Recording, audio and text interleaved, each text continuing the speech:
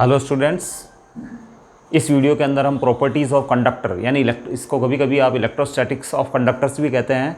इसमें कुछ कंडक्टर की कुछ प्रॉपर्टीज़ होती है जिसको हम डिस्कस करेंगे। फर्स्ट प्रॉपर्टी जो हमारी है, बहुत कॉमन प्रॉपर्टी है बच्चों, कि inside a conductor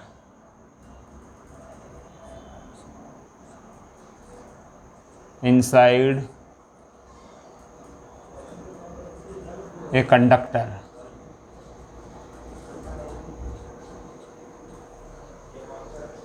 electric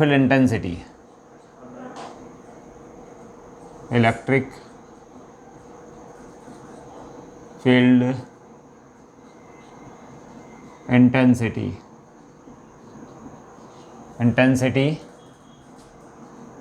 is always 0, that is always E in equals to 0। अब बच्चे इस प्रॉपर्टी के अंदर हम है जो कंडक्टर लेंगे, कंडक्टर आपका सॉलिड होगा, वो चार्ज हो सकता है या अनचार्ज हो, है ना, वेदर इट इज चार्ज और not, whether it is hollow और solid, whether it is placed in external electric field. The main property is the electric field intensity inside the conductor is always 0। इस property को हमको prove करना है। तो let we have a conductor, हमारे पास एक है जो कंडक्टर दिया हुआ है, अंडरस्टैंड। मैं एक सॉलिड कंडक्टर ले रहा हूं बच्चों, it is a conductor solid.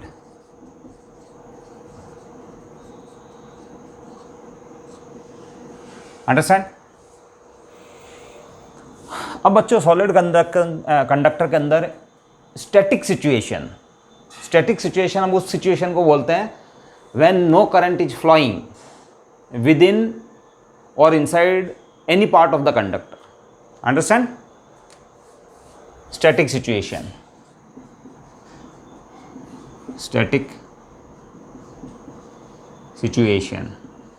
है ना, when no current flows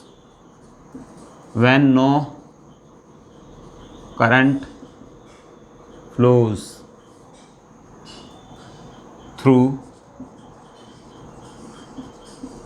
conductor, it is the static situation। Static situation हमने डिफाइन की है when no current flows through conductor, conductor में से कोई करंट फ्लो नहीं हो रही हो, तो that is the static situation. Understand. तो conductor is said to be in static situation.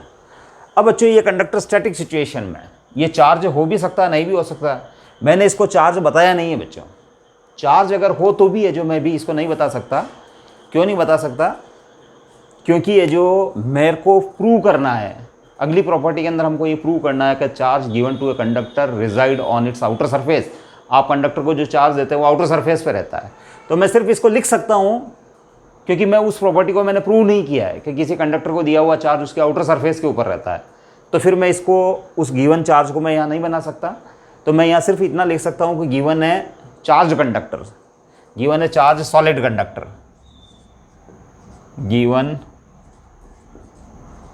A charge solid conductor. आपको एक चार्ज सॉलिड कंडक्टर दिया हुआ है। अंडरस्टैंड। चार्ज को मैंने नहीं बताया। वैसे चार्ज है जो हम अगली प्रॉपर्टी इसके अंदर आने वाली प्रॉपर्टी उसको हम प्रूव करेंगे कि charge always reside on its outer surface. यहाँ इस आउटर सरफेस के ऊपर चार्ज रहता है, अंदर है जो आपका जो एक्सेस चार्ज जो होता है जो आप उसको देते हो वो अंदर नहीं रहता है। अंडरस्टैंड। अब बच्चों स्टडी कंडक्टर आपका स्टैटिक सिचुएशन में, स्टैटिक सिचुएशन का मतलब इसके किसी पार्ट में कोई करंट फ्लो नहीं हो रही है ना। अंडरस्टैंड। अब देखो बच्चों, अगर E in is not equals to 0 है ना, इफ अगर E in is not equals to 0, अगर अंदर ई इन 0 नहीं है तो इन दैट केस है ना, the free electrons of any conductor, conductor के अंदर हमको पता है बच्चों large number of free electrons बोलते हैं बच्चों आउटर मोस्ट शेल के इलेक्ट्रॉन्स, जिनका न्यूक्लियस अट्रैक्शन लूज टाइप का होता है। और एक किसी कंडक्टर के अंदर उनकी नंबर डेंसिटी बहुत हाई होती है, नियरली आप कह सकते हो 10 की पावर है जो 20 इलेक्ट्रॉन्स पर मीटर क्यूब के अंदर पाए गए हैं। We can say it like electron gas, we can equate with the molecules in this room, इस रूम के अंदर जो मॉलिक्यूल्स है ना, उनकी डेंसिटी जो है उस ऑर्डर की डेंसिटी कंडक्टर के अंदर फ्री इलेक्ट्रॉन्स की होती है ना। तो we can also say it like electron gas, आप उसको इलेक्ट्रॉन गैस भी कर सकते हो। तो किसी कंडक्टर के अंदर फ्री इलेक्ट्रॉन्स बहुत ज़्यादा तादाद में होते हैं, उनकी डेंसिटी जो है इस कमरे के अंदर गैस के मॉलिक्यूल्स की जो डेंसिटी उसके इक्वल्स टू होती है almost 10⁻20 electrons per meter cube, you can say, understand. तो बच्चों ऐसे फ्री इलेक्ट्रॉन्स के ऊपर है जो अगर ई इन जीरो नहीं है तो किसी पर्टिकुलर डायरेक्शन के अंदर है जो करंट फ्लो होगी, understand. But in static situation no current flows through the conductor, conductor static situation में, it means no current is flowing through the conductor. तो उस कंडीशन के अंदर है जो बच्चों कि जब करंट फ्लो नहीं हो रही है तो certainly E in is zero, understand. अगर ई इन जीरो नहीं है तो इसका मतलब electrons would experience a force, है ना। If E in is not equals to zero then electrons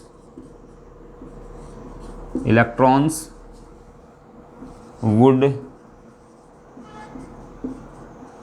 experience a force, electron है जो एक फोर्स फील करेंगे बच्चों, एंड दे विल ड्रिफ्ट,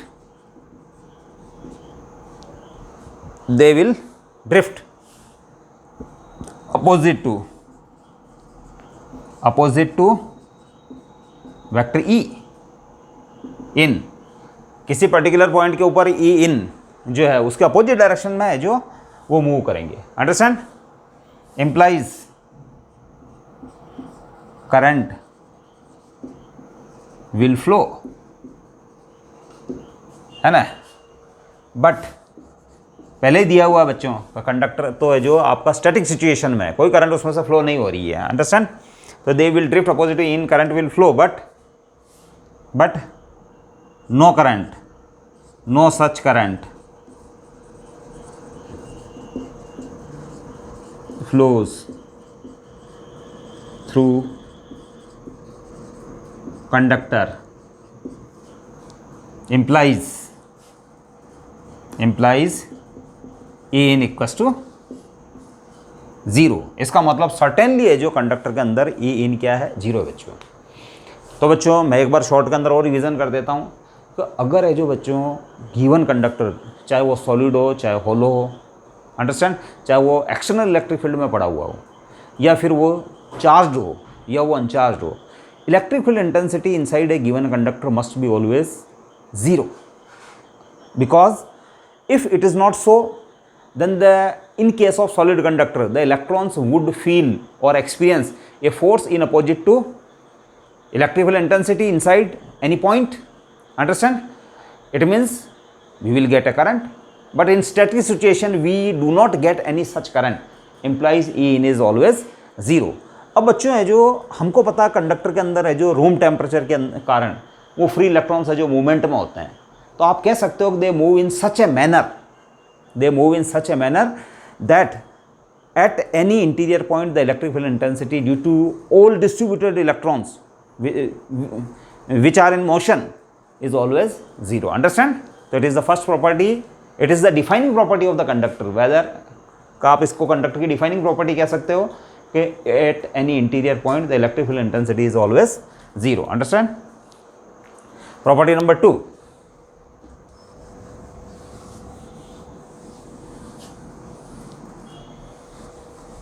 बच्चों property number 2,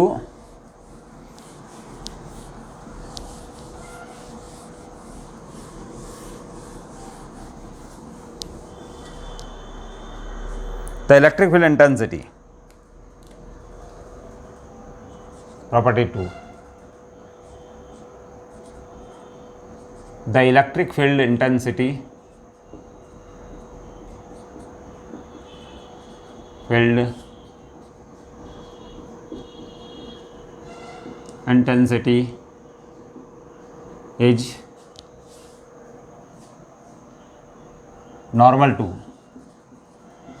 is normal to the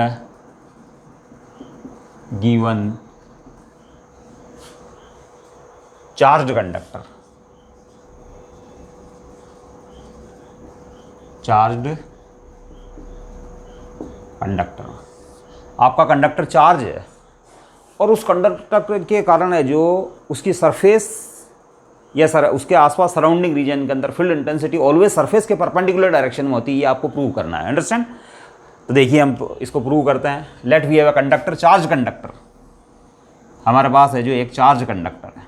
charge मैंने इस बार भी नहीं बनाया बच्चों, है ना, क्योंकि मेरे को वो प्रॉपर्टी प्रूव करनी है। अभी थर्ड प्रॉपर्टी हम उसी को हम प्रूव करेंगे कि charge given, excess charge given to a conductor always reside on its outer surface. Understand? तो मैं उस समय जो जब प्रूव कर लूँगा तो फिर मैं इसकी जो भी गिवन चार्ज है उसको सरफेस पे बनाऊंगा। लेकिन चूंकि अभी हमने उस प्रॉपर्टी को प्रूव नहीं किया है, इसलिए मैं जो केवल इतना सा लिख रहा हूँ कि it is A given A solid charge conductor, ये चार्ज कंडक्टर है, गिवन ए सॉलिड चार्ज कंडक्टर। अंडरस्टैंड? ये चार्ज कंडक्टर है।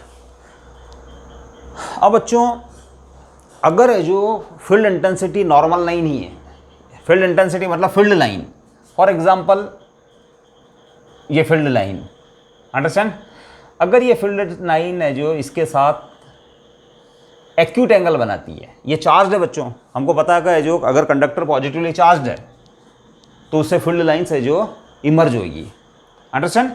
और वो फील्ड लाइन्स परपेंडिकुलर होगी, ये हमको प्रूव करना है। पर मैं यहाँ मान लेता हूँ let the angle made by the field line, ये फील्ड लाइन है बच्चों, यानी इलेक्ट्रिक फील्ड इंटेंसिटी की डायरेक्शन इस पर्टिकुलर पॉइंट के ऊपर है ना, इस डायरेक्शन में, और ये टेंजेंट प्लेन है बच्चों, it is a tangent plane. तो बच्चों है जो टेंजेंट प्लेन के साथ ये थीटा एंगल बना रहा था, इसका मतलब आप इसका एक कंपोनेंट बना सकते हो इस डायरेक्शन में, ई कॉस थीटा। अंडरस्टैंड? और ये वाला कंपोनेंट हो जाएगा बच्चों ई साइन थीटा। अंडरस्टैंड? अब बच्चों ये जो टेंजेंशियल कंपोनेंट है E cos theta, it is parallel to the surface, it is tangential to the surface. अब due to this component E cos theta we must get a current flowing tangential to the surface in opposite to E cos theta. E cos theta के opposite direction में आपको इस direction में जो आपको current मिलनी चाहिए इस पॉइंट पे। Understand? But in static situation no current flows again, ऐसी कोई करंट आपको फ्लो नहीं होती है। अंडरस्टैंड? मेरी बात समझे आप? कि इस वेक्टर ई का एक कंपोनेंट ई कॉस थीटा, एक कंपोनेंट ई साइन थीटा। अब due to E cos theta है ना, electrons would experience a force, tangential force, due to which they start moving in opposite to E cos theta. Understand? Then we will get a current in the direction of e cos theta, but no such current is ever observed because in static situation मतलब कोई current flow नहीं होती, तो इसका मतलब है जो आपको कोई करंट तो आपको मिलती नहीं है। तो जब आपको करंट नहीं मिलती है इसका मतलब ये हुआ कि e cos theta equals to 0 है ना। हाँ, तो मैं थोड़ा सा लिख देता हूँ कि due to tangential component, tangential component, due to tangential component E cos theta है ना, electrons would start drifting, would start drifting in opposite to e cos theta, implies we will get a current, we will get a current due to e cos theta है ना। But in static situation,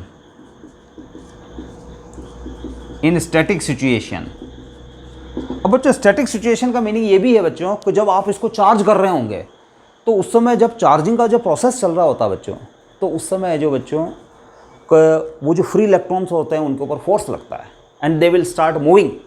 वो है जो उस समय charging के process के दौरान वो मूव करना स्टार्ट करता है कंडक्टर के अंदर, और वो इस टाइप से मूव करते हैं वो कंडक्टर के अंदर इस साइड से मूव करते हैं कि electric field intensity inside a conductor is 0 after a very short interval of time, and after that no current flows, a transient current flows. एक ट्रांजिएंट करंट स्टार्टिंग में फ्लो होती है बच्चों, जब आप उसको चार्ज करते हैं तो अंदर के इलेक्ट्रॉनों के ऊपर फोर्स लगता है और उसके कारण वो रीडिस्ट्रीब्यूट होते हैं, तो उस समय एक शॉर्ट इंटरवल के लिए एक ट्रांजिएंट करंट जरूर फ्लो होती है माइक्रो सेकेंड्स के लिए, but thereafter no current flows and static situation achieved, static situation आपको मिल जाती है, understand.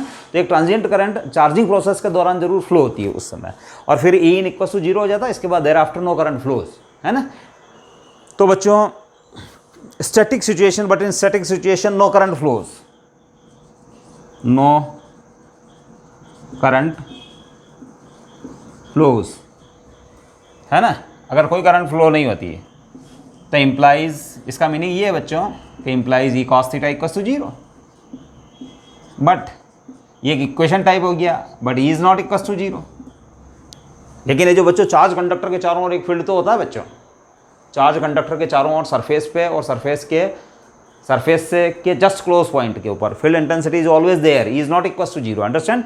E is not equals to 0 implies, फिर इसका मतलब एक ही है बच्चों, cos theta equals to 0 implies theta equals to 90 degree, implies field line is always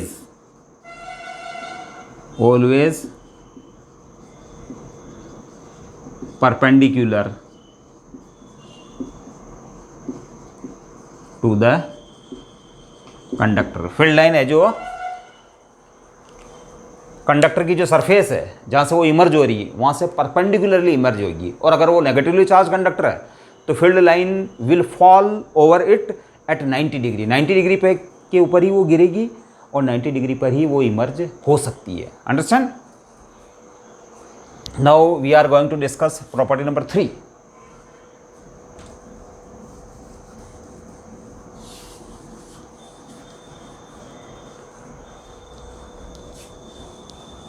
Property number 3 is the excess charge given to a conductor reside on its outer surface।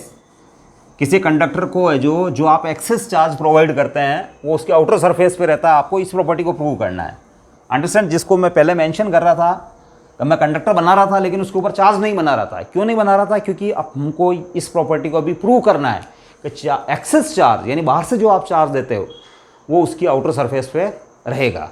तो पहले हमने चूंकि प्रॉपर्टी प्रूव नहीं की थी, इससे पहले 2 case जो डिस्कस किए उसके अंदर ये प्रॉपर्टी प्रूव नहीं की थी, इसलिए मैं ये जरूर बोलता था कि given conductors are charge bodies, but उनका चार्ज में शो नहीं करता था, because now we are going to prove that the excess charge given to a conductor reside on its outer surface, understand?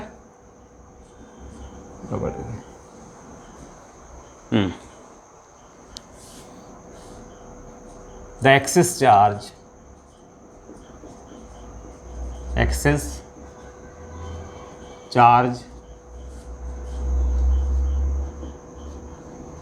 given to a conductor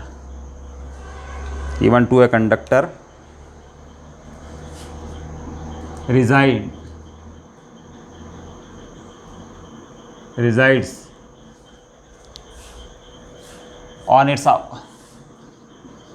on its outer surface, understand. आपको ये prove करना है किसी conductor को आप बाहर से जो एक्सेस चार्ज देंगे वो उसके आउटर सरफेस पे रहता है। अब बच्चों हमको ये तो पता है कि कंडक्टर जिसको आप चार्ज नहीं दिया उसके अंदर चार्ज पार्टिकल्स तो हैं, उसके अंदर पॉजिटिव चार्ज और negative charge. Positive charge nucleus पे होता है, नेगेटिव चार्ज इलेक्ट्रॉन्स होते हैं जो उसके चारों ओर रिवॉल्व करते हैं, अंडरस्टैंड, और एक फ्री इलेक्ट्रॉन्स होते हैं, अंडरस्टैंड। लेकिन उसके किसी भी पार्ट के अंदर पॉजिटिव चार्ज और नेगेटिव चार्ज का सम, किसी भी कितना भी स्मॉल पार्ट वो हो, उसके अंदर पॉजिटिव चार्ज और नेगेटिव चार्ज का सम है जो ऑलवेज 0 रहता है। इसका मतलब उसका हर पार्ट है जो इलेक्ट्रिकली न्यूट्रल रहता है, अंडरस्टैंड। अब आप उसको बाहर से चार्ज प्रोवाइड करवा रहे हो तो देखो बच्चों, जैसे ये कंडक्टर है, अंडरस्टैंड, आपने इसको चार्ज दिया है। अब हमको प्रूव करना है कि it always reside on its outer surface, वो चार्ज आउटर सरफेस पे। तो इसके लिए हम गॉस थ्योरम की हेल्प लेंगे बच्चों।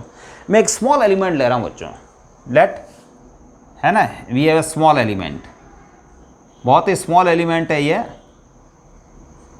It is D V, understand, it is a very small element, volume element, understand. अब बच्चों ध्यान रखना, इसके लिए मैं गॉस थ्योरम अप्लाई कर रहा हूं, है ना, ये अज्यूम्ड है, जो assumed small volume element, understand. अब इसके लिए गॉस थ्योरम अप्लाई कर रहा हूं बच्चों, applying Gauss theorem,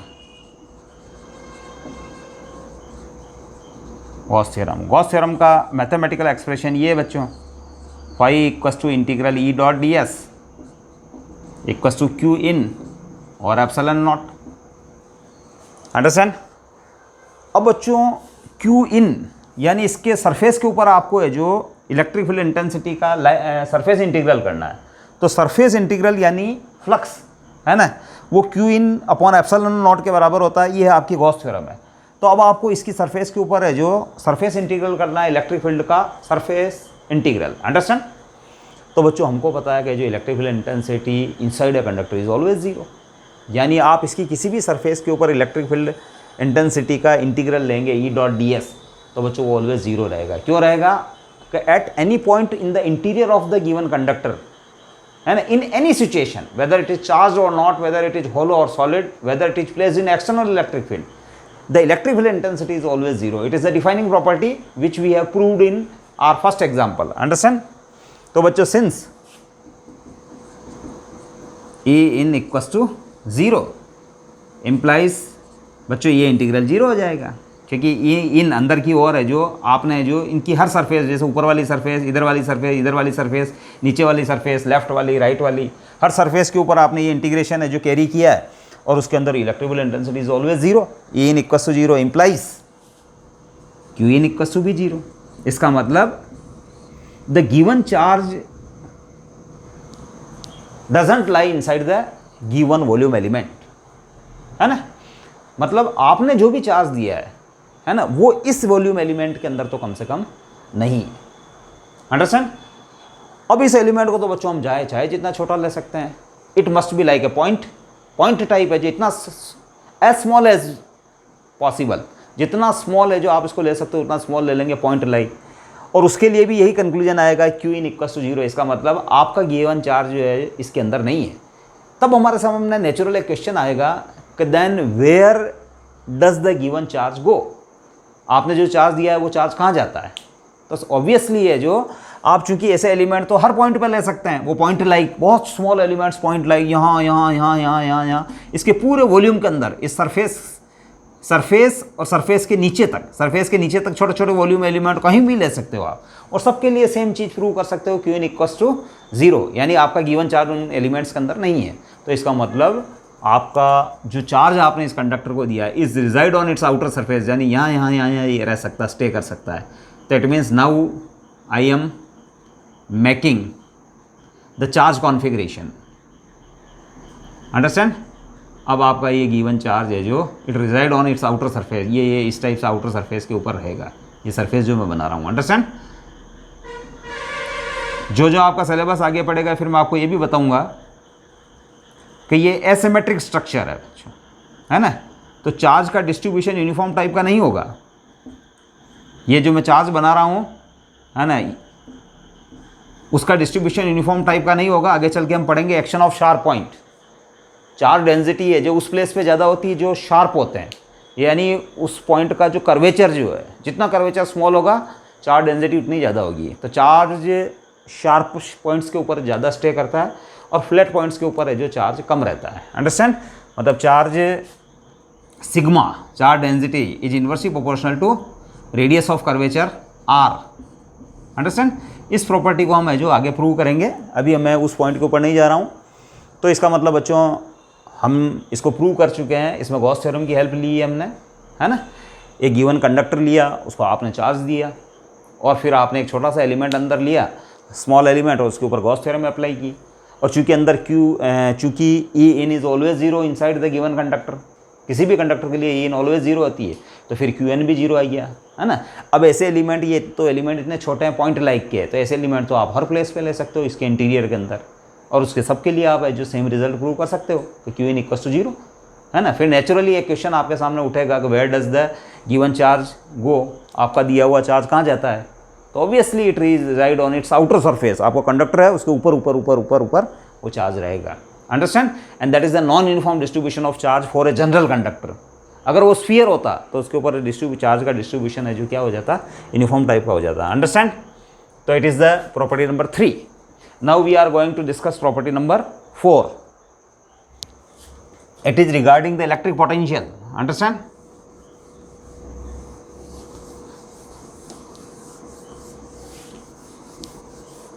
It is regarding the electric potential.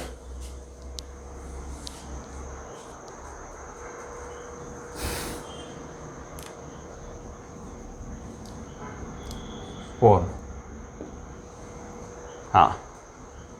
The electric potential. The electric potential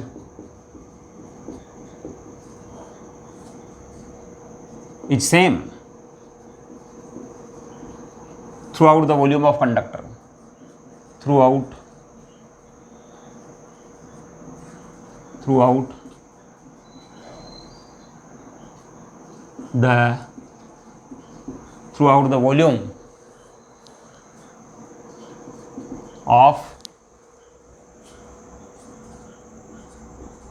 the volume of conductor, and it has the same value, and it has the same value as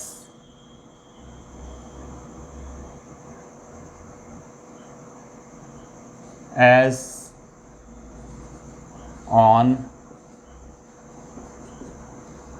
surface, and it has the same value as on surface.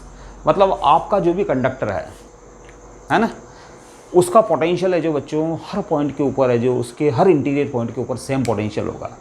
यानी आपका जो conductor है उसके हर point का potential same रहेगा, understand. उसके different part में potential difference है जो डजंट एग्जिस्ट, उसके अंदर पोटेंशियल डिफरेंस एग्जिस्ट नहीं करता है। हमको इस प्रॉपर्टी को प्रूव करना है, अंडरस्टैंड। तो देखो, let we have a charge conductor. अभी हमारे पास एक चार्ज कंडक्टर बच्चों, अब मैं चार्ज को बना रहा हूँ बच्चों, क्योंकि हम ये प्रूव कर चुके हैं the given charge resides on its outer surface, understand. तो it is a solid conductor, understand, given a solid charge conductor, एक सॉलिड है जो चार्ज कंडक्टर दिया हुआ बच्चों, अंडरस्टैंड। अब बच्चों हमने प्रॉपर्टी नंबर फर्स्ट में प्रूव किया है ना। क्या प्रूव किया है? We know that है ना, by property E n equals to 0 and vector E है ना vector E has no tangential component. ये दो प्रॉपर्टीज हमने जो बच्चों प्रूव की है कि एक तो कंडक्टर के अंदर किसी भी सिचुएशन के अंदर ई इन इज ऑलवेज 0, उसके अंदर ई इन जो होता है electrical intensity at an interior point is always 0। और एक प्रॉपर्टी अभी हमने प्रूव की थी बच्चों, प्रॉपर्टी नंबर 2 कि vector E electric field intensity is always perpendicular to the charge conductor. आपका कंडक्टर के ऊपर 90 डिग्री का एंगल बनाते हुए फील्ड लाइन निकलती है, इसका मीनिंग जनरल मीनिंग यही है बच्चों, अंडरस्टैंड। तो बच्चों जब वो 90 डिग्री का एंगल बनाती है तो it has no tangential component, यानी ई कॉस थीटा में थीटा अगर 90 हो जाए तो बच्चों tangential component E cos theta doesn't exist, यानी ई कॉस थीटा 0 होता है। तो जब 90 डिग्री का एंगल बनाती है तब टेंजेंशियल कंपोनेंट एग्जिस्ट नहीं करता है, E cos theta, because theta equal to 90, E cos theta is 0। Understand. अब बच्चों ई इन 0, अब पोटेंशियल डिफरेंस की डेफिनेशन से potential difference is equal to work done in bringing a unit positive charge from one point to another point. Understand. तो फिर बच्चों उस definition against the electric field intensity, electric field intensity के against +1 coulomb को one point से another point तक move करने में फील्ड इंटेंसिटी के अगेंस्ट जो वर्क, मिनिमम वर्क आपको करना पड़ता है विदाउट एक्सीलरेशन या without change in kinetic energy, without increase in kinetic energy, जो शिफ्टिंग में जो आपको वर्क करना पड़ता है, you are the external agency. तो that is known as electric potential difference for unit positive charge. Understand. तो बच्चों मैं यहाँ लिखता हूँ, है ना, सिंस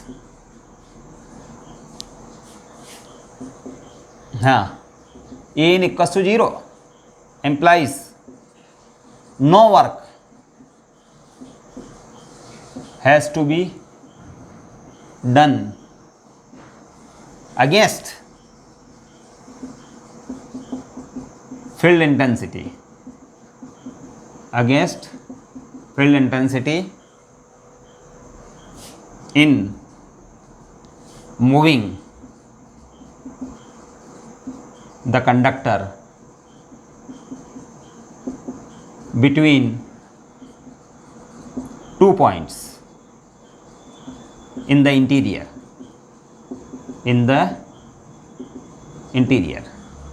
इसका मतलब बच्चों अगर है जो अंदर ई इन 0 है, तो जैसे आप इस पॉइंट से इस पॉइंट तक, ए से बी तक आप ले जाते हो, अंडरस्टैंड, तो आपको कोई वर्क नहीं करना पड़ेगा क्योंकि अंदर ई इन इक्वल्स टू 0, ई इन 0 है, तो आपको ए पॉइंट से बी पॉइंट तक किसी चार्ज को शिफ्ट करने में कोई वर्क नहीं करना पड़ेगा। इट मीन्स इम्प्लाइज,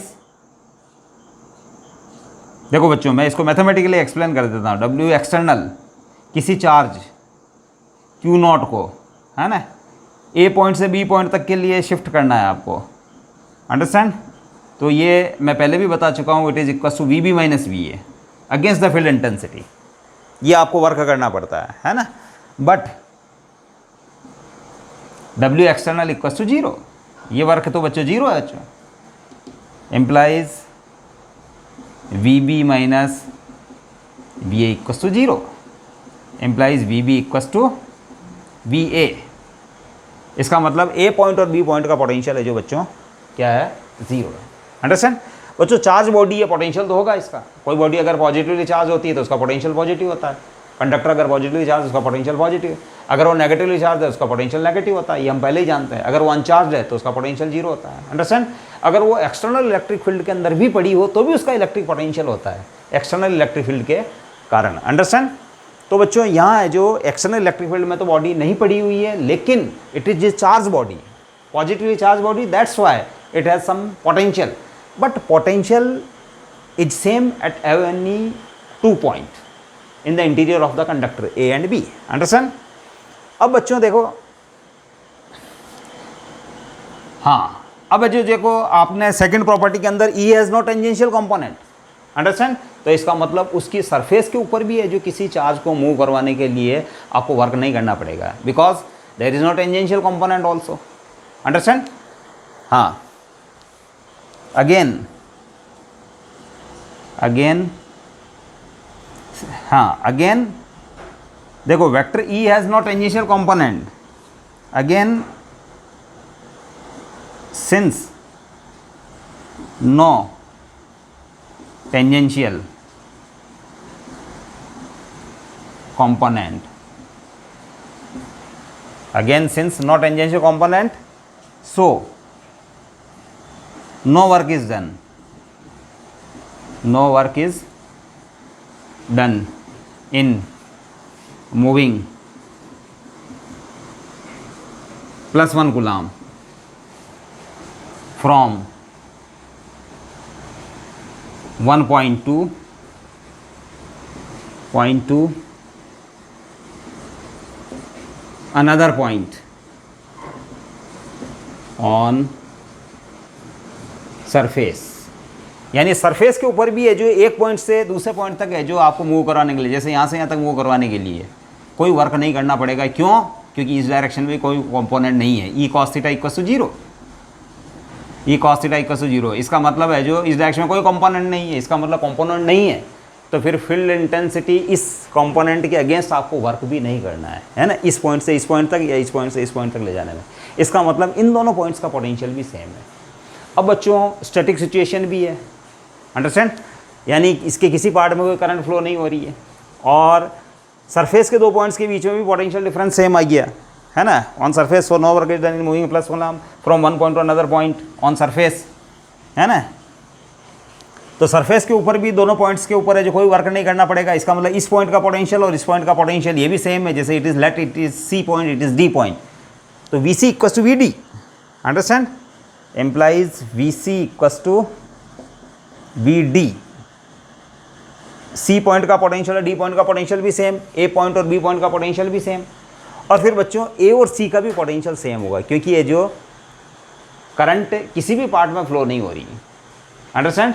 इसका स्टैटिक सिचुएशन अगर है जो पोटेंशियल डिफरेंस अगर किसी टाइप का होता, इंटीरियर के दो पॉइंट उनका भी पोटेंशियल सेम, सरफेस के ऊपर दो पॉइंट उनका भी पोटेंशियल सेम, अगर पोटेंशियल डिफरेंस है जो इस सरफेस के पॉइंट और इंटीरियर पॉइंट के बीच में भी, जैसे सी और ए के बीच में भी अगर पोटेंशियल डिफरेंस होता, तो बच्चों उस कंडीशन के अंदर आपको एक करंट जरूर मिलती, because current flows from higher potential to lower potential, है ना। तो but no current is observed here, it means the potential of C and potential of A is also equal, potential of D and potential of B is also equal, it means V A equal to V B equal to V C equal to V D, understand. इसका मतलब all points have the same potential, her point का potential क्या है बच्चों, same है, understand. मेरी बात आप समझी हो, शायद आपने मेरी बात पूरी प्रॉपर तरीके से समझी होगी। इसके बाद मैं अगली प्रॉपर्टी प्रूव करने जा रहा हूं। अगली प्रॉपर्टी है बच्चों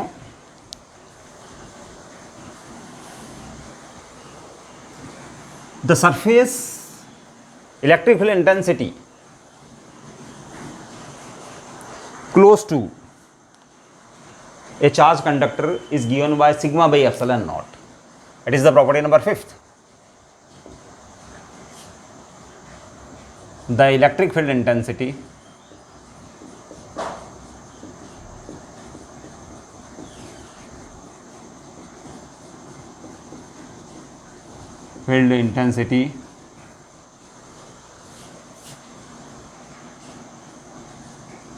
near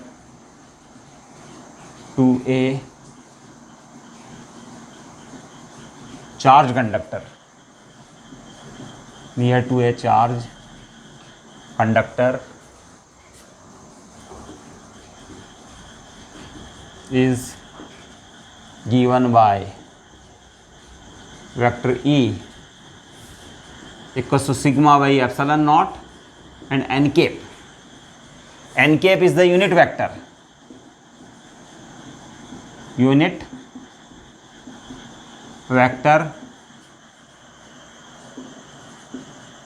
the perpendicular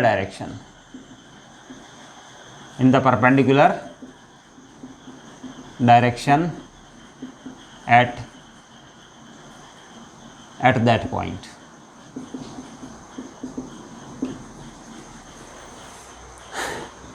सिग्मा बच्चों local charge density, sigma is the local charge density, इसकी यूनिट होगी बच्चों coulomb upon metre square, local charge density. अब ये वर्ड लोकल चार्ज डेंसिटी बच्चों मैंने अभी कुछ देर पहले जो मैंने एक पॉइंट मेंशन किया था कि किसी भी कंडक्टर को अगर वो स्फीयर नहीं है तो उसके ऊपर जो गिवन चार्ज जो आप एक्सटर्नल बाहर से जो आप चार्ज देते हैं वो है जो यूनिफॉर्मली डिस्ट्रीब्यूटेड नहीं रहता है, अंडरस्टैंड। चार्ज डेंसिटी है जो उन पॉइंट्स के ऊपर ज़्यादा होती है, उन पॉइंट्स के ऊपर चार्ज डेंसिटी ज़्यादा होती है जो शार्प होते हैं, यानी ऐसे पॉइंट्स कंडक्टर के जहाँ रेडियस ऑफ कर्वेचर, उस पार्ट की रेडियस ऑफ कर्वेचर अगर स्मॉलर है तो more charge will reside at that surface, उस सरफेस के ऊपर जहाँ है जो रेडियस ऑफ कर्वेचर स्मॉलर है वहाँ ज़्यादा चार्ज स्टे करता है, अंडरस्टैंड। और जो फ्लैट पार्ट होते हैं वो रिलेटिवली है जो वहाँ कम चार्ज स्टे करता है। अंडरस्टैंड? तो sigma is the local charge density, that's why we have used the word local. Local मतलब उस प्लेस की है जो के ऊपर है जो surface charge density is sigma coulomb per metre square. Understand? Let we have a charge conductor. अब आपके पास एक चार्ज कंडक्टर बच्चों, अंडरस्टैंड? तो ये आपके पास charge conductor,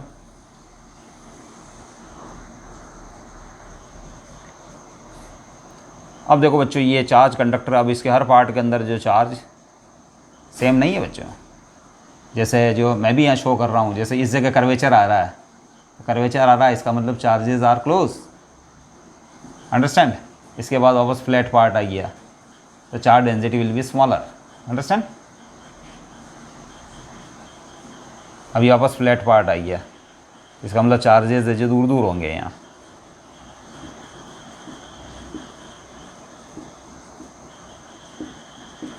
understand? It is the solid conductor. ठीक है बच्चों? अब बच्चों मैं एक स्मॉल है जो बॉक्स लेता हूँ, बहुत स्मॉल सिलेंडर मैं अज्यूम करता हूँ। Let be assume a small cylinder,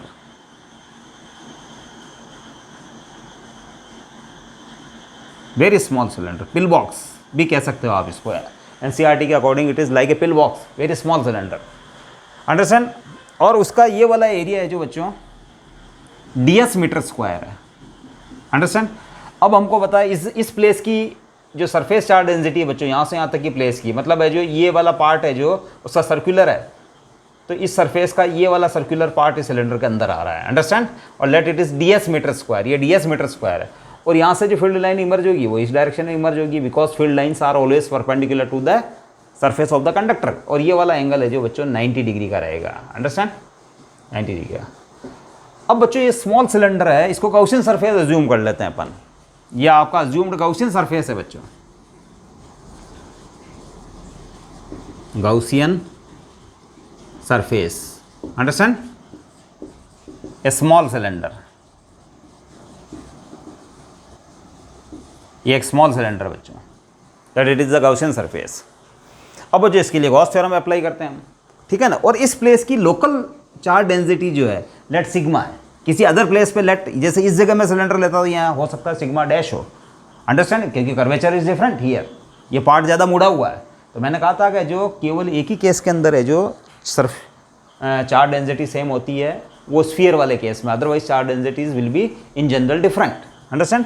तो इस जगह सरफेस चार्ज डेंसिटी है sigma coulomb per metre square और फील्ड लाइन है जो परपेंडिकुलर है। तो इसके लिए मैं गॉस थ्योरम अप्लाई करता हूँ, इसको गॉसियन सरफेस मानते हुए। अंडरस्टैंड? तो अब इससे फ्लक्स बच्चों केवल है जो, चूंकि इस वाले पार्ट के ऊपर ये अंदर वाला जो circular section of the cylinder है वहाँ तो A = 0 है, तो यहाँ से तो कोई फ्लक्स पास होगा नहीं। इसके अलावा ये कर्व्ड पार्ट जो है, ड्रम टाइप के पार्ट, इनसे भी कोई फ्लक्स पास नहीं हो सकता। क्यों? क्योंकि फील्ड लाइनें तो 90 डिग्री पे निकल रही है और इनके ऊपर जो एरिया एलिमेंट लिए जाएंगे वो तो इस डायरेक्शन में या इस डायरेक्शन में पॉइंट करेंगे। तो इसका मतलब इस कर्व्ड पार्ट से भी कोई फ्लक्स पास नहीं होगा। Flux will pass through only the upper flat small circular section of the given small cylinder. Understand? तो फिर बच्चों है जो ये फ्लक्स जो पास हो रहा है d phi E, it is E.ds only, और ये Q in over epsilon not, केवल है जो इस वाले पार्ट से जो बच्चों ये फ्लक्स पास होगा। अंडरस्टैंड? फिर है जो फील्ड लाइन है जो बच्चों ऊपर की ओर जा रही है 90 डिग्री पे, और एरिया ये आपने जो छोटा सा सिलेंडर का सर्कुलर क्रॉस सेक्शन है, अंडरस्टैंड, इसकी डायरेक्शन भी है जो बच्चों इसी डायरेक्शन में है। तो चूँकि ये जो मैंने बताया था बच्चों, तो क्लोज सरफेस के ऊपर जो आप अगर एरिया एलिमेंट लेते हो तो उस एरिया एलिमेंट वेक्टर का एरो जो है उस स्मॉल फ्लैट सरफेस के परपेंडिकुलर डायरेक्शन में होता है। क्लोज सरफेस के ऊपर एरिया एलिमेंट की डायरेक्शन उस क्लोज सरफेस के ऊपर 90 डिग्री यानी परपेंडिकुलर डायरेक्शन में आउटवर्ड्स बाहर की ओर होती है। क्लोज सरफेस के बाहर की ओर वो एरो जाता है। अंडरस्टैंड? तो बच्चों ये थीटा = हो गया इस केस में 0, it is E/ds cos 0 is 1 और Q in। अब देखो बच्चों इस छोटे से जो गॉसियन सरफेस के अंदर है जो चार्ज कितना बाउंड हो रहा है, तो बच्चों देखो ये एरिया है ds, तो इस वाली ये जो क्लोज सरफेस है, ये जो आपकी बॉडी है, इसका केवल ds पार्ट ही सिलेंडर के अंदर आ रहा है। अगेन तो ds पार्ट के ऊपर जो चार्ज स्टे करेगा that is sigma × ds, because इस प्लेस की जो लोकल चार्ज डेंसिटी है दैट इज द सिग्मा, तो सिग्मा इंटू डी एस और it is epsilon not. Understand? अब बच्चों ये तो हो गया ई डी एस और ये हो गया sigma D S by epsilon not.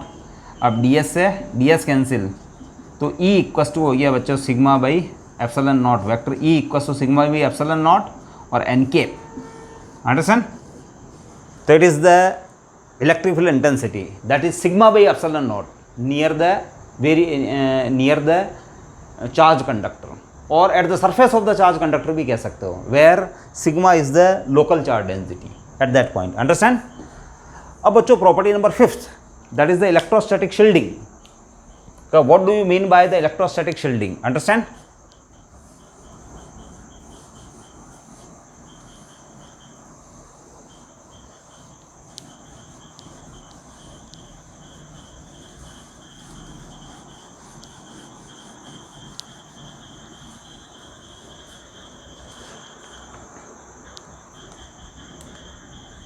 Property number 6, the electrostatic shielding.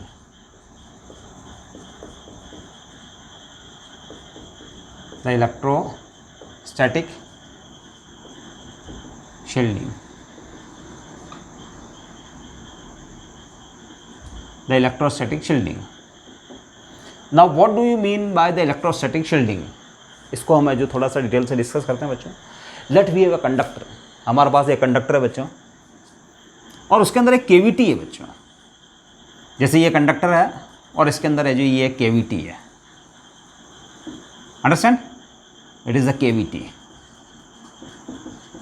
Cavity और इसके अंदर है जो no charge with no charge. इस केविटी के अंदर कोई चार्ज नहीं है बच्चों। अंडरस्टैंड? और इस कंडक्टर के ऊपर चार्ज हो भी सकता, नहीं भी हो सकता। अंडरस्टैंड? तो मैं ये मान लो कि इस कंडक्टर के अंदर चार्ज है, तो बच्चों ये जो चार्ज इसके आउटर सरफेस पे रहता है।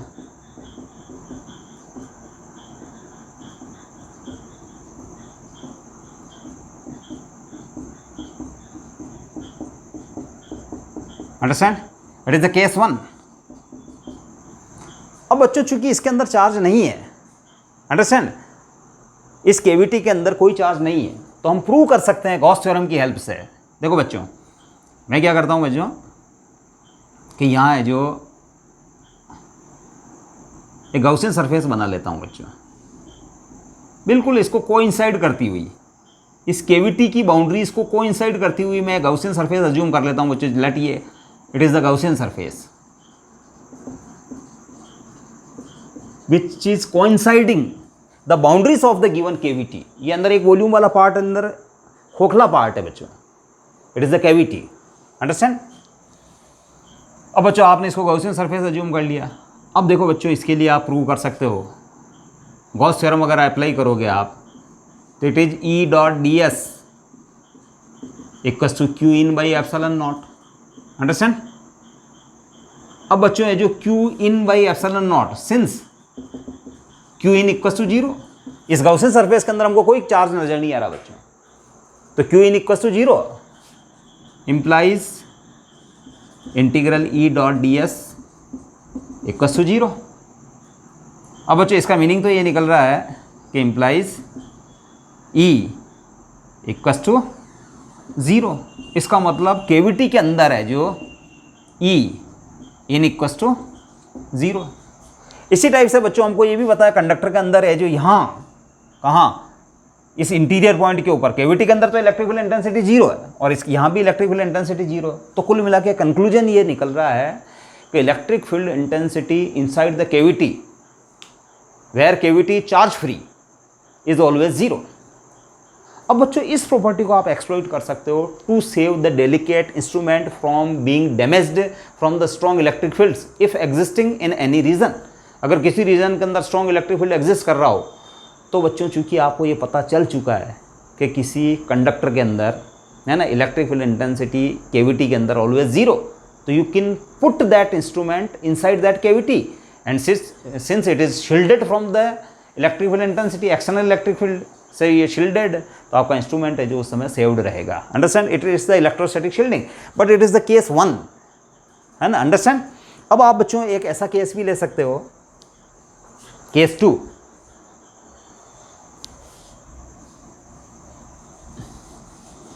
कि व्हेन आपका कंडक्टर जो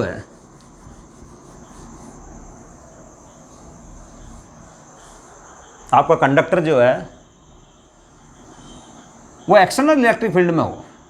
अंडरस्टैंड, यहाँ एक इलेक्ट्रिक फील्ड प्रेजेंट है, अंडरस्टैंड, और यहाँ cavity, it is the cavity, और ये चार्ज नहीं है बच्चों, it is not charge this time, the given conductor is not charge but it is placed in external electric field. जैसे ये इलेक्ट्रिक फील्ड लाइन है जो बच्चों इसके ऊपर गिर रही है। अब इलेक्ट्रिक फील्ड लाइनें गिर रही है बच्चों, तो इस फील्ड की वजह से इसके इलेक्ट्रॉन्स जो है वो अट्रैक्ट होके जो इन साइडों के अंदर अट्रैक्ट एक्यूमुलेट हो जाएंगे, और ये फील्ड लाइनें है जो बच्चों कुछ इस टाइप से है जो इसके ऊपर गिरेगी perpendicularly. Field lines always fall eight 90 degree. जैसे ये फील्ड लाइन को भी गिराना है तो आपको ऐसे गिराना होगा 90 डिग्री। अंडरस्टैंड। अब बच्चों ये नेगेटिव चार्ज यहाँ एक्यूमुलेट हो गया, और फिर बच्चों पॉजिटिव चार्ज है जो बच्चों है ना इस साइड के अंदर है जो एक्यूमुलेट होगा इस साइड में। ये प्रोसेस मैं अपने प्रीवियस वीडियो के अंदर स्टार्टिंग के जो वीडियो थे है ना, चार्जिंग बाय इंडक्शन, स्टार्टिंग के वीडियो इलेक्ट्रोस्टैट्स चैप्टर 1, अंडरस्टैंड, उसके अंदर है जो मैं ये प्रूव कर चुका हूँ। ये इस टाइप का जो प्रोसेस मैंने बताया था कि एक्सटर्नल इलेक्ट्रिक फील्ड में रखे जाने पर है जो चार्जेस उस कंडक्टर के ऊपर इंड्यूस होते हैं, तो field line will again start from this point. It is the case, it is the case when field lines again emerge from the conductor, that is the conductor is placed in external conductor. ये 4 line है तो बच्चों आपको 4 ही बनानी पड़ेगी। These are the 4 lines, understand. ये वापस अगेन फील्ड लाइन है जो 90 डिग्री पे ही इमर्ज होनी चाहिए बच्चों। ये 90 डिग्री, ये 90 डिग्री, ये अगेन 90 डिग्री, ये अगेन 90 डिग्री, अंडरस्टैंड। और ये वाले एंगल्स भी है जो 90 डिग्री होने चाहिए।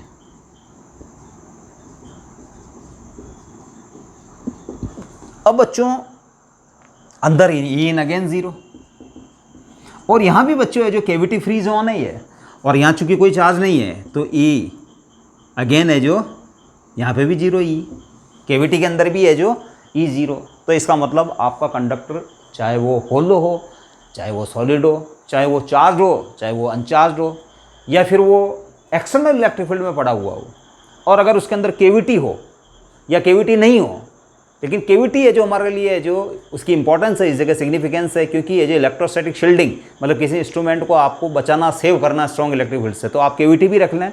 तो केविटी के अंदर बच्चों है जो electric field intensity is always 0, है ना। और इस प्रॉपर्टी को अपन किसी डेलिकेट इंस्ट्रूमेंट को स्ट्रॉन्ग इलेक्ट्रिक फील्ड से बचाव के लिए उस केविटी के अंदर अगर हम पुट कर देंगे तो फिर वो इंस्ट्रूमेंट है जो बच्चों सेव्ड रहेगा। It is the electrostatic shielding, है ना।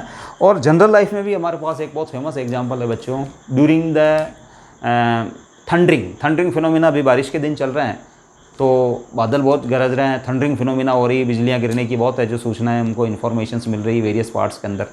तो बच्चों आप ध्यान रखें कि आप अगर कहीं ट्रेवल कर रहे हैं तो it is had better to remain inside your car और बस, ठीक है ना। आप उसको विंडो क्लोज कर लें और आपकी कार और आपकी बस के अंदर ही आप बने रहें, बिकॉज उसकी जो बाउंड्री है, मेटल की जो बॉडी है ना, it will like a Faraday cage, इसको फेराडे केज भी बोलते हैं। Electric field intensity inside the body will be 0 because it is the metallic body. तो बच्चों अगर बिजली या थंडरिंग फिनोमिना हुई और अगर जो इलेक्ट्रिक डिस्चार्ज फिनोमिना हुई, अंडरस्टैंड, जो क्लाउड्स के थ्रू है जो इलेक्ट्रिसिटी का डिस्चार्ज हुआ है ना आपकी बस या आपकी कार के ऊपर से, तो ई इन इज कस टू 0 वाली प्रॉपर्टी के कारण your life is always saved. अगर आप गलती करते हैं और किसी पेड़ के नीचे जाके खड़े हो जाते हैं या किसी है जो ऐसी जगह जाके खड़े हो जाते हैं तो फिर वहाँ है जो बिजली गिरने की पॉसिबिलिटी है जो ज़्यादा है। आप आपकी है जो गाड़ी की मेटेलिक बॉडी के अंदर बने रहें। It is again the electrostatic shielding. Thank you, that's all, thank you.